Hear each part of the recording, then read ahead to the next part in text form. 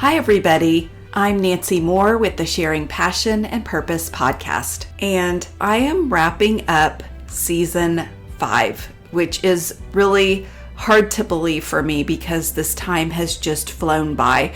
I had a lot of different things happening in my life. As far as my daughter studying abroad in Italy, it was my son's senior year, and so season 5 just somehow flew by. But I did learn a lot from my guests, and I hope you did as well. I hope you enjoyed from hearing from people who are passionate about what they're doing.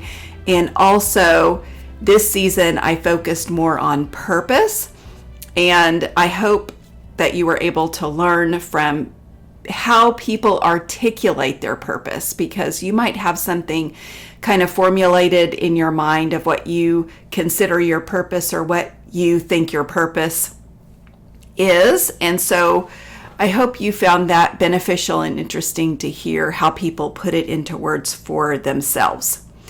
So recently I ran across a study that showed that only 1/3 of workers are fully engaged in their work.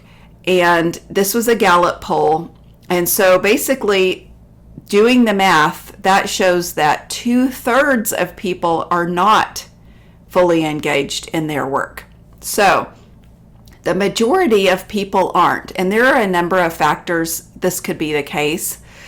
But one of those factors that stands out to me is purpose. If people don't feel purpose in their work or feel purposeful about the work that they're doing, then that could cause disengagement. So I'm hoping that you all are able to really look into your purpose in the work that you're doing, and that will make you more engaged and in turn more successful in what you're doing. So if you still don't know what your purpose is, that's okay. If you're still struggling, I want you to know there's a way to take action.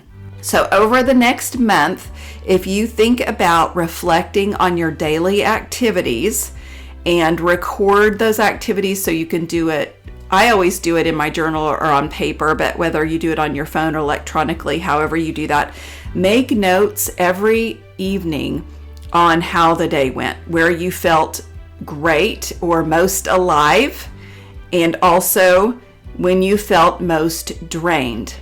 So this will give you an insight into how you're feeling with work and also what's going on in your life, and then help you on a path to reflecting on maybe the sense of purpose that you might have, because a lot of times that's tied to when you're feeling most alive and really excited about, what you're doing and what you're working on.